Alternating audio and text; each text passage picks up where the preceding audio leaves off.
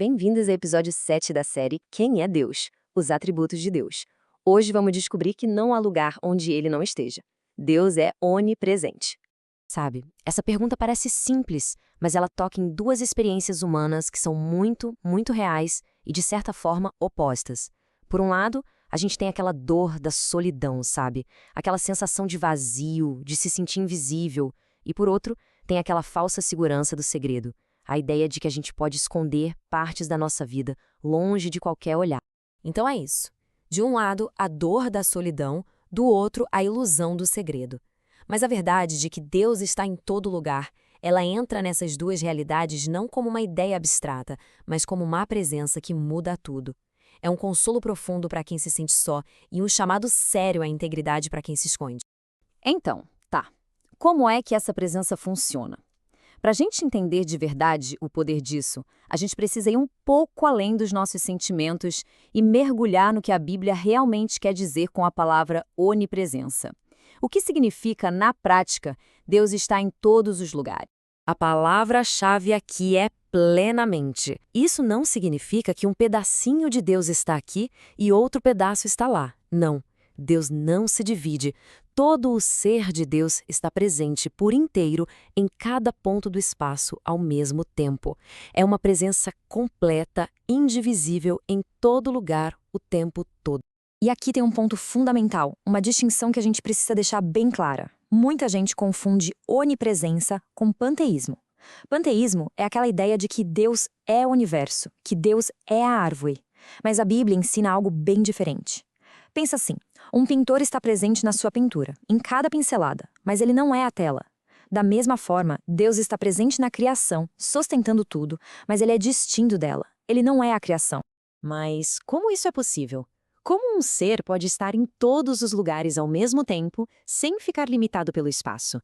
A resposta é profunda e fundamental, como a gente vê aqui. Deus é espírito. Como ele não tem um corpo físico, ele não está sujeito às limitações do espaço como nós estamos. A presença dele vai além do universo material que ele mesmo criou. Isso permite que ele esteja em todo lugar, sem estar contido em lugar nenhum. Isso pode até soar um pouco filosófico, né? Mas não é só uma ideia humana. A Bíblia, do começo ao fim, confirma essa verdade de forma consistente. Vamos dar uma olhada em como as Escrituras descrevem essa presença ilimitada de Deus. O Salmo 139 talvez seja a expressão mais poderosa dessa realidade. A linguagem poética aqui é de arrepiar, mas a verdade absoluta. Não importa para onde alguém vá, para cima, para baixo, para o lugar mais distante, é impossível encontrar um lugar fora da presença de Deus. Esse lugar simplesmente não existe. E aqui em Jeremias, é o próprio Deus quem fala. Ele confronta a ideia de que ele seria um Deus local ou um Deus distante. A pergunta dele é retórica e é muito poderosa. Não encho eu os céus e a terra? A resposta é um sim gigantesco. A presença e o governo dele são totais. Essa imagem aqui ilustra o ponto de uma forma brilhante. Na dedicação do templo, que era o lugar mais sagrado da terra, o centro da adoração, Salomão admite algo impressionante. Nem mesmo aquela construção magnífica podia conter Deus. O Criador do universo não cabe numa caixa feita por mãos humanas. E para finalizar, o apóstolo Paulo torna isso algo incrivelmente pessoal. Pensa nisso por um instante. A nossa própria existência, cada movimento, cada respiração, tudo isso acontece dentro da esfera da presença de Deus que nos sustenta. Ele não é uma figura distante nos observando. Ele é o próprio ambiente em que a gente vive. Certo. Então, se é verdade que a gente vive e se move dentro da presença de Deus, o que isso significa para nós na prática? Como essa doutrina tão profunda nos impacta no dia a dia? A resposta, como a gente vai ver, tem dois lados. Um de profundo consolo e outro de um temor reverente. E aqui, a gente volta lá para o início da nossa conversa. Para a alma que se sente isolada, invisível, a onipresença é um abraço. É a promessa de que nunca estamos verdadeiramente sós. Mas, para a pessoa que age em segredo, é como um holofote, o lembrete de que não existem ações ou pensamentos escondidos de Deus. É conforto para o que sofre e um chamado à integridade para todos nós. Mas é importante entender um detalhe aqui. Pensa no Sol. A luz e o calor dele tocam tudo na Terra, sustentando a vida sem distinção. Essa é como a presença de governo de Deus. Mas o Sol também pode ser focado por uma lente de aumento, criando um ponto de calor intenso. Essa seria a presença de comunhão de Deus, uma presença especial, íntima que ele tem com seu povo por meio de Cristo. A presença da graça dele não é experimentada da mesma forma por todo mundo. Então, como a gente pega essa verdade teológica incrível e a transforma na nossa realidade, no nosso dia a dia, momento a momento? Como viver com essa consciência constante da presença dele? A tradição cristã nos deu uma frase muito poderosa para isso. Viver corandeu, que significa diante da face de Deus.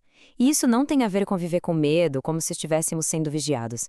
É o contrário, é sobre a liberdade de viver uma vida íntegra, onde quem a gente é em público é a mesma pessoa que a gente é no particular.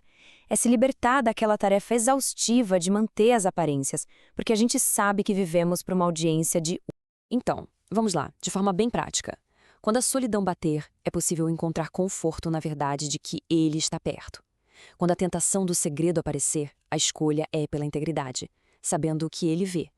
No meio do sofrimento, a gente pode se agarrar à promessa de que o pastor está junto. E quando nos reunimos para adorar, que seja com a reverência devida ao Rei que está presente entre nós. A gente viu que a presença de Deus é total, preenche cada canto do universo, mas é distinta dele. Vimos que é uma fonte de consolo profundo e um chamado sério à santidade. Então, se tem uma coisa para a gente guardar dessa análise, é esta. A onipresença de Deus não é só um fato a ser conhecido, mas uma realidade a ser vivida. É um abraço seguro e um chamado para uma vida de integridade.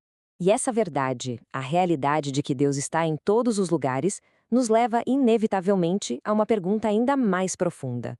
Se Ele está presente em toda parte, observando tudo o que acontece, o que isso significa sobre o alcance do conhecimento dele? No episódio 8, vamos explorar exatamente isso, porque o Deus que está presente em todo lugar também é o Deus que sabe de todas as coisas. Ele é onisciente. Esteja com a gente enquanto descobrimos as implicações de um Deus que não apenas vê tudo, mas conhece tudo perfeitamente. Vai valer a pena.